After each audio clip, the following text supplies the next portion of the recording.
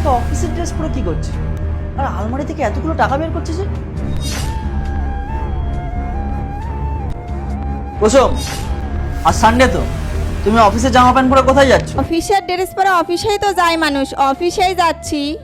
Sunday তো তোমার office থাকে না, তুমি মিথ্যা কথা কেন বলছো আমাকে? সানডেতে আমার অফিস আছে, আমার একটা মিটিং আছে। এই দেখো, তুমি না আমার কাজে বেশি ইন্টারফেয়ার করে যাচ্ছ। ইন্টারফেয়ার মানে?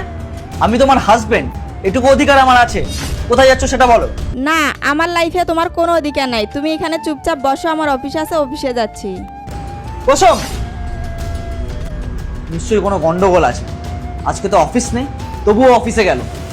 দেখি ওর অফিসে একটা ফোন করে দেখি।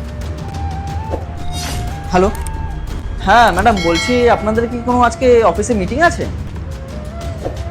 ও আচ্ছা আচ্ছা, না না না, এমনি এমনি এমনি। ঠিক আছে ঠিক আছে।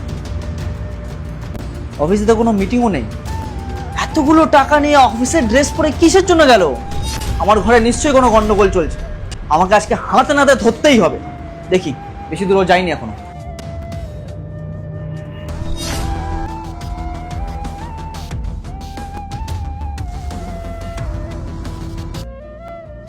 দাদা, আমি চলে এসেছি।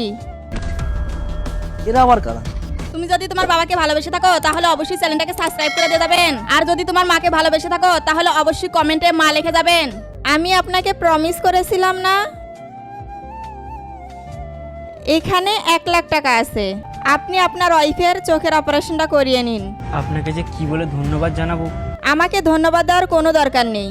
আরে ও তো আমার বোনের মতনই। আর আপনার কতটা খারাপ লাগে? ও চোখে দেখতে পারে না, সব কিছু আপনাকেই করতে হয়। ও যেমন আপনার সহধর্মিণী, তখন ওর দেখা দরকার ওর হাজবেন্ড কেমন। কি বলবো, অনেক ধন্যবাদ ম্যাডাম। না, আমাকে ধন্যবাদ দেওয়ার দরকার নেই। আপনি এই কথাটা আর কাউকে বলবেন না যে আমি আপনাকে হেল্প করেছি, ঠিক আছে? ঠিক আছে আমি আসলাম। শ্রুতি, চলো, এবার তোমার চোখের চিকিৎসা হয়ে যাবে।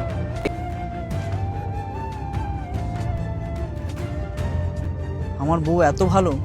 নেক্সট পার্ট চাইলে কমেন্ট করো।